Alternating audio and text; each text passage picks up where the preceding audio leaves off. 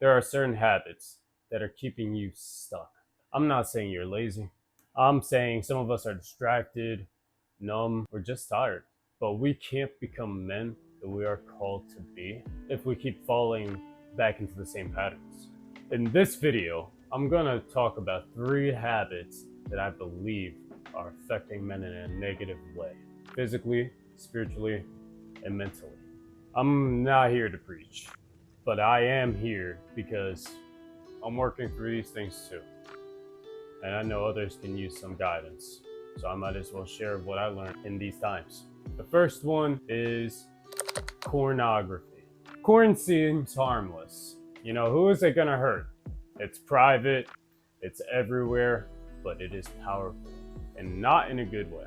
And more importantly, it keeps you isolated. It disconnects you from the real intimacy that you can find in this world, real commitment and real purpose. It says in 1 Corinthians chapter 6, verse 12, I will not be dominated by anything. If we're being honest, pornography doesn't help you grow.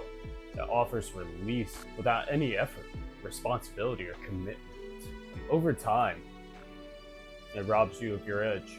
When you fight this, even if you fall, you get back up and you continue building that strength to withstand this temptation. And watch how it changes your whole life. Next is substance abuse, whether that's weed, alcohol, or anything else you use to escape. For a lot of men, it's not about partying, it's about coping, trying to take the edge off. But here lies the problem. When you stay numb, you stop growing. You avoid what needs to be faced: pain, responsibility, discomfort, purpose. It says in Ephesians chapter 5, verse 18, do not get drunk with wine, but be filled with the Spirit. Sobriety isn't about perfection, it's about clarity. And clarity is where your leadership starts. If you want to lead your life, the people around you, your household, your purpose, it starts with being present. Numbing yourself from reality means that you're not present. And number 3, there's gaming. Look, I've always been a gamer. I pretty much played video games my whole life since I was a little boy, throughout my teenage years, and even my early adulthood. It's not evil. But the question is, how much of your life is video games taking? A few hours here and there may not seem much. You know, you gotta have some leisure somehow. But then you realize weeks, months, even years have passed by and applied towards the video games, but not an ounce of growth in your personal life.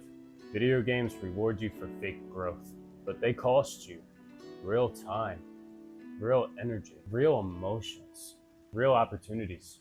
There's a passage in the Bible, Ecclesiastes chapter 3, verse 1. To everything, there is a season. And you'll find in verse 3 that one of those seasons is a time to build. This is your time to build something valuable, something that rewards you for your actions. When you're ready to build your life, those precious hours that you spend on the video game will now matter for something much bigger. I'm not saying to cut video games out completely. You may not even have to do what I did, which was unplugging the whole console and stowing it away.